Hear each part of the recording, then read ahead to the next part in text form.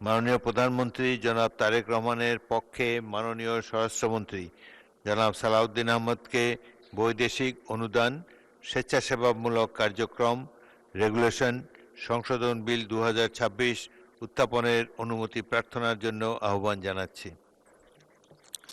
মাননীয় স্পিকার, আপনাকে ধন্যবাদ।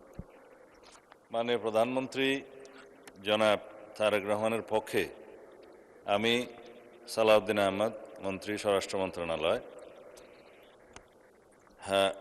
বৈদেশিক অনুদান স্বেচ্ছাসেবামূলক কার্যক্রম রেগুলেশন আইন 2016 এর সংশোধনকল্পে আনিত একটি বিল, বৈদেশিক অনুদান স্বেচ্ছাসেবামূলক কার্যক্রম রেগুলেশন সংশোধন বিল 2026 মহান সংসদ উত্থাপনের জন্য অনুমতি প্রার্থনা করছি। মাননীয় মন্ত্রী, আপনি বিলটি উত্থাপন করুন। ধন্যবাদ মাননীয় স্পিকার।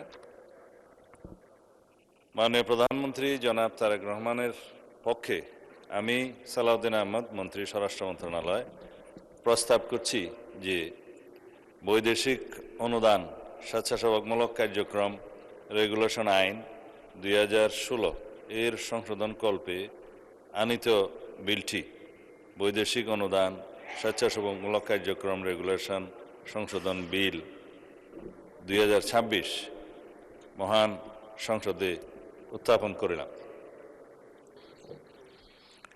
বৈদেশিক অনুদান স্বেচ্ছাসেবামূলক কার্যক্রম রেগুলেশন সংশোধন বিল 2026 সংসদে উত্থাপিত হল।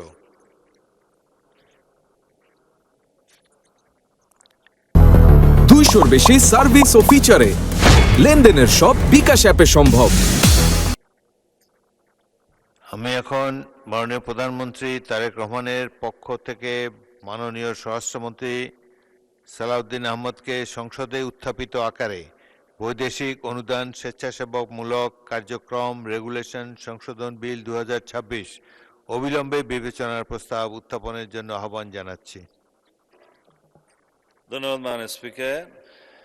মাননীয় প্রধানমন্ত্রী জনাব তারেক রহমানের পক্ষে আমি সালাউদ্দিন আহমদ, মন্ত্রী স্বরাষ্ট্র মন্ত্রণালয়, প্রস্তাব করছি যে বৈদেশিক অনুদান স্বেচ্ছাসেবামূলক কার্যক্রম রেগুলেশন আইন 2016 এর সংশোধনকল্পে আনিত বিলটি, বৈদেশিক অনুদান স্বেচ্ছাসেবামূলক কার্যক্রম রেগুলেশন সংশোধন বিল 2026 উত্থাপিত আকারে অবিলম্বে বিবেচনার জন্য গ্রহণ করা হোক। সংসদের সামনে প্রশ্ন হচ্ছে, সংসদে উত্থাপিত আকারে বৈদেশিক অনুদান স্বেচ্ছাসেবামূলক কার্যক্রম রেগুলেশন সংশোধন বিল 2026 অবিলম্বে বিবেচনার জন্য গ্রহণ করা হোক। যারা এই প্রস্তাবের পক্ষে আছেন তারা হাঁ বলুন, যারা এই প্রস্তাবের বিপক্ষে আছেন তারা না বলুন। আমার মনে হয় হাঁ জয়যুক্ত হয়েছে, হাঁ জয়যুক্ত হয়েছে, হাঁ জয়যুক্ত হয়েছে। অতএব সংসদে উত্থাপিত আকারে বৈদেশিক অনুদান স্বেচ্ছাসেবামূলক কার্যক্রম রেগুলেশন সংশোধন বিল 2026 অবিলম্বে বিবেচনার জন্য গৃহীত হল। মাননীয় সদস্যবৃন্দ, বিলটির উপর দফাওয়ারি কোনো সংশোধনী নেই।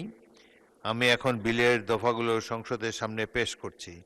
সংসদের সামনে প্রশ্ন হচ্ছে, বিলের দফা 2, 3, 4, 5, 6, 7, 8, 9, 10 ও 11 এই বিলের অংশ হিসাবে গ্রহণ করা হোক। যারা এই প্রস্তাবের পক্ষে আছেন তারা হাঁ বলুন, যারা এই প্রস্তাবের বিপক্ষে আছেন তারা না বলুন। আমার মনে হয় হাঁ জয়যুক্ত হয়েছে, হাঁ জয়যুক্ত হয়েছে, হাঁ জয়যুক্ত হয়েছে। অতএব বিলের দফা 2, 3, 4, 5, 6, 7, 8, 9, 10, 11 এই বিলের অংশ হিসাবে গৃহীত হল। সংসদের সামনে প্রশ্ন হচ্ছে, বিলের 1 দফা বলবৎকরণ দফা প্রস্তাবনা প্রবর্তন এবং শিরোনামা এই বিলের অংশ হিসাবে গ্রহণ করা হোক। যারা এই প্রস্তাবের পক্ষে আছেন তারা হাঁ বলুন, যারা এই প্রস্তাবের বিপক্ষে আছেন তারা না বলুন। আমার মনে হয় হাঁ জয়যুক্ত হয়েছে, হাঁ জয়যুক্ত হয়েছে, হাঁ জয়যুক্ত হয়েছে। অতএব বিলের 1 দফা বলবৎকরণ দফা প্রস্তাবনা প্রবর্তন এবং শিরোনামা এই বিলের অংশ হিসাবে গৃহীত হল। মাননীয় প্রধানমন্ত্রী জনাব তারেক রহমানের পক্ষে মাননীয় স্বরাষ্ট্রমন্ত্রী জনাব সালাউদ্দিন আহমদ, আপনি বিলটি পাশ করার প্রস্তাব উত্থাপন করতে পারেন। ধন্যবাদ মাননীয় স্পিকার।